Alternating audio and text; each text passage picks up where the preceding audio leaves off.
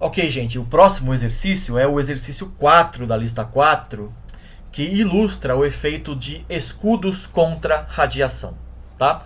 Então, o enunciado diz o seguinte: considere, de novo, duas paredes paralelas feitas de material refratário nas temperaturas T1 e T3, com T1 maior que T3, como está representado aqui.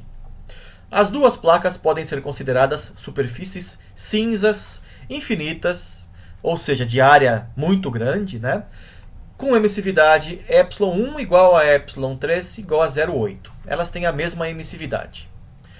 Considere agora que uma placa de alumínio com emissividade 0,2 é inserida entre as placas refratárias. Então alguém enfia aqui uma placa de alumínio no meio das duas placas refratárias. A pergunta é: em estado estacionário, qual é a razão entre os fluxos de calor por radiação com e sem a placa de alumínio? Do exercício 3, que a gente viu no vídeo anterior, está no slide anterior desta apresentação, o fluxo sem escudos é dado por esta fórmula aqui, só trocar o A e B por 1 e 3, respectivamente. Eu tenho então o fluxo de calor sem o escudo, dado por esta expressão. Eu sei que o ε1 é igual a ε3, mas por enquanto vamos deixar assim indicado, tá? Bom, quando eu coloco o escudo, a coisa muda de figura. Eu agora tenho o seguinte circuito equivalente. Não se assustem, tá? Apesar de ter um montão de resistência aí, é apenas um circuito em série, ok? Que todo mundo sabe resolver. Achar a resistência equivalente, aí é só somar todas elas. O problema é a gente agora identificar essas resistências para montar o circuito. Vamos por partes então, tá?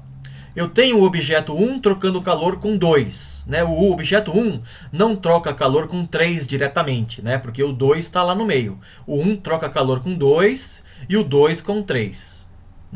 O objeto 2, na verdade, tem duas superfícies. A superfície esquerda, que troca calor com 1, e a superfície direita, que troca calor com 3. Então eu tenho aqui o R12, que está entre as radiosidades J1 e J2.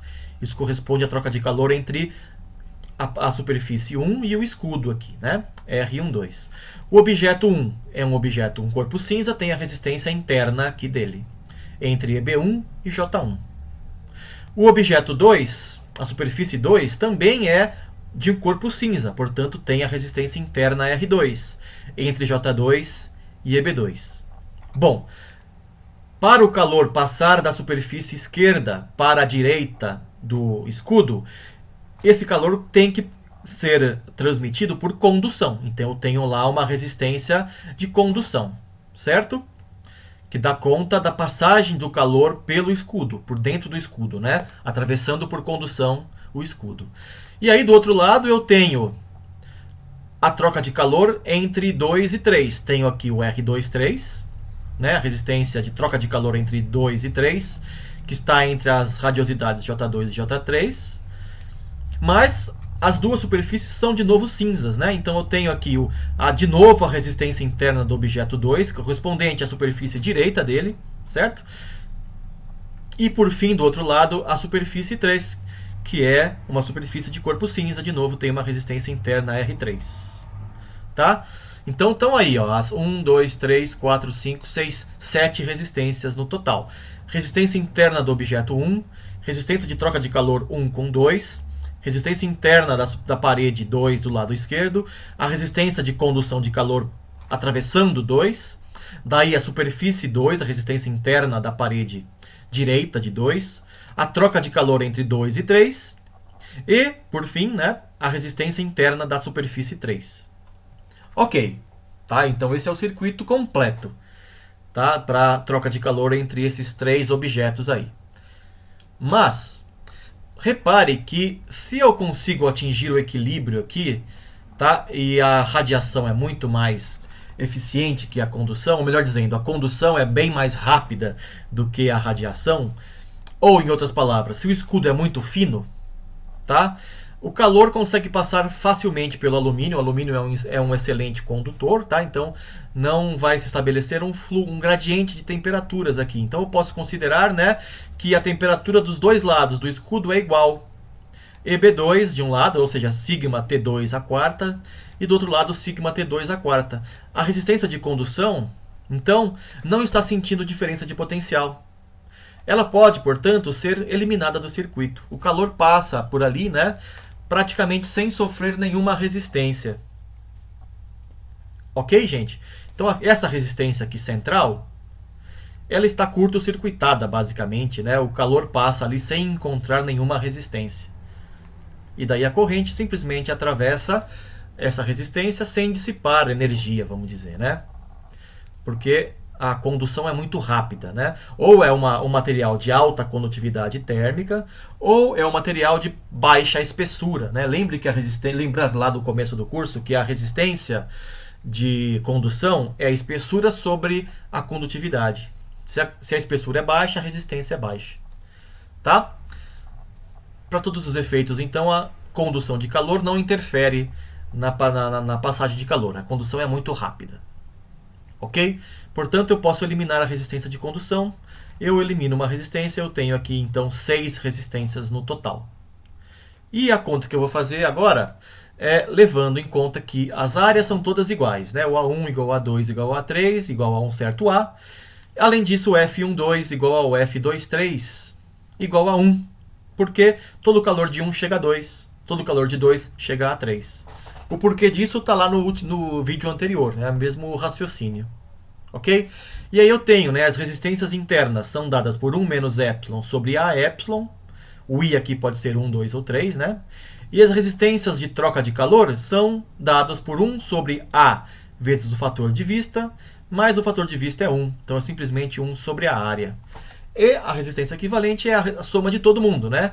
R1 mais R12 mais R2, duas vezes, porque tem os dois lados do escudo, mais R23 mais R3. Tá? Esta é a resistência equivalente. Com isso, né? Bom, deixa eu colocar aqui então a fórmula, né? Quando você substitui os valores aqui, né, de R1, R2 e R3, e de R12 e R23, e simplifica, você vai chegar nesta resistência equivalente, nesta expressão aqui. Quando você calcula a taxa, né, que é EB1 menos EB3 sobre a resistência equivalente, EB1 menos EB3 sobre a resistência equivalente, e divide pela área, né, para obter o fluxo, tá? Pega a taxa, divide pela área para ter o fluxo, você vai obter isto daqui, para o fluxo de calor com o escudo. Fazendo a relação com e sem o escudo, né? Com o escudo está aqui, sem o escudo é essa expressão mais simples. Quando você faz a divisão de um pela outra, né? Ou seja, achar a razão entre elas, você chega nesta expressão aqui. Parece complicada, mas é fácil de calcular. Substitua agora os valores numéricos. Epsilon1 igual a Epsilon3 igual a 0,8 e o Epsilon2 é igual a 0,2. Fazendo as contas, você chega numa razão de 0,14 basicamente, né? Ou seja, o fluxo de calor com o escudo é apenas 14% do fluxo sem o escudo, né? Então apenas 14% da radiação de 1 consegue chegar a 3, né? Pensando em fluxo, né? Por segundo. Só 14% da radiação chega de 1 até 3 em relação ao que chegaria se não tivesse o escudo, né? Essa é uma das razões porque as casas têm forro, né?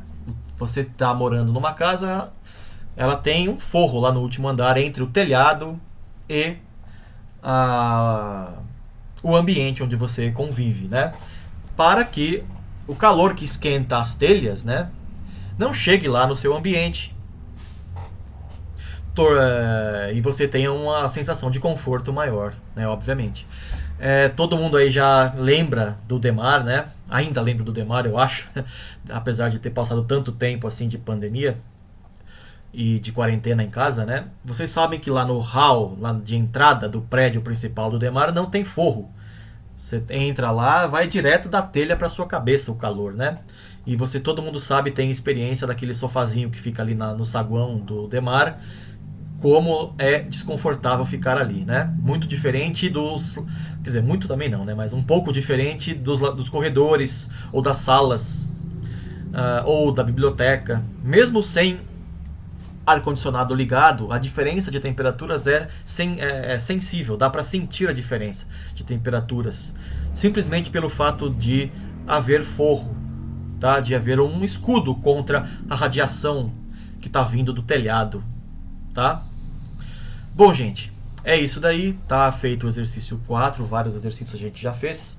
Na sequência eu vou fazer exercícios um pouquinho mais complicados que tem a ver com trocas de calor entre mais de duas superfícies, tá? Então até daqui a pouco, valeu!